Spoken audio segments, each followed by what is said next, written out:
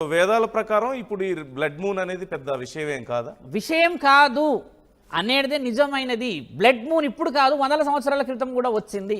ఇప్పుడే ఎందుకు అంత భయాందోళన ప్రజలకు తీసుకొస్తున్నాం మనం? మరి ఇప్పుడు మీరు అన్నట్టుగా కొంతమంది వ్యక్తులు మాట్లాడుతున్నారు కదా, మూఢనమ్మకంలో ఎక్కువ శాతంగా డిపెండెన్సీ తీసుకొచ్చారు మిత్ర. దైవ నమ్మకం ఎందుకు తేకూడదు అంటున్నాను నేను.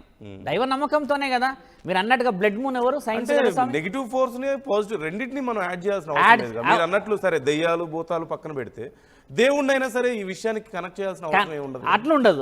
Right, that is what. కాకపోతే ఒక విషయం ఏం జరుగుతుంది అంటే ఇక్కడ హై రేడియేషన్ రావడం చేత ఆ సమయంలో ఆ 2 గంటలు 1 గంట సమయంలో గర్భిణీ స్త్రీలకి కానీ ఈ ఇమ్మెచ్యూర్గా కొంతమంది పుడతారు పిల్లలు, వాళ్ళకి కానీ కొంచెం వయసు పడ్డ వాళ్ళు 70-75 సంవత్సరాలు ఉన్న వాళ్ళు కానీ కొన్ని రాశుల వారు మీనారాశి, తర్వాత సింహరాశి, తర్వాత కుంభరాశి, ఇట్లా రాశి వాళ్ళకి ఎఫెక్షన్ వస్తుంది. మళ్ళీ సపరేట్ రాసులు అని ఎందుకు వస్తుంది?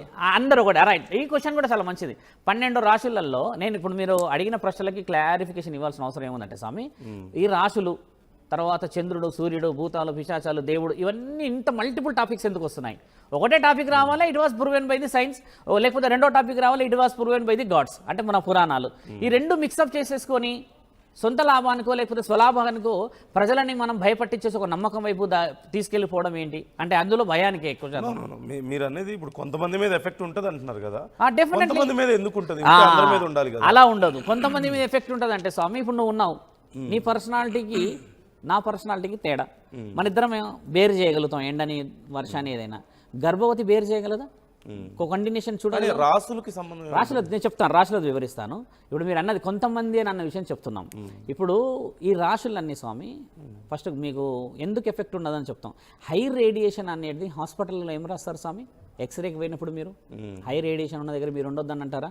ఓన్లీ 1 పేషెంటే రావాలి, అది ఒక లిమిట్ ఉంటుంది, వాళ్ళకి 5 మినిట్స్ 10 మినిట్స్ ఉంటే తర్వాత లోపల ఉంటారు. ఎందుకు అంటారు? అది దేనికి అంటారు మీ ఉద్దేశం ప్రకారంగా? అంటే ఒక రేడియేషన్ లిమిట్ దాటిపోతే బ్రెయిన్కో లేకపోతే ఇంకేదైనా ఆర్గాన్స్ మీద ఏదైనా ఎఫెక్షన్ చూపిస్తుందా అన్న ఉద్దేశం సైన్స్ మనం మాట్లాడుతున్నాం చూడండి.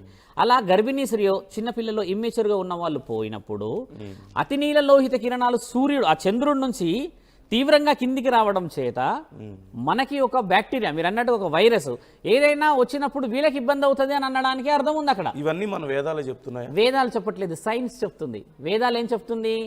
దైవనామ స్మరణం చేయమని చెప్తుంది.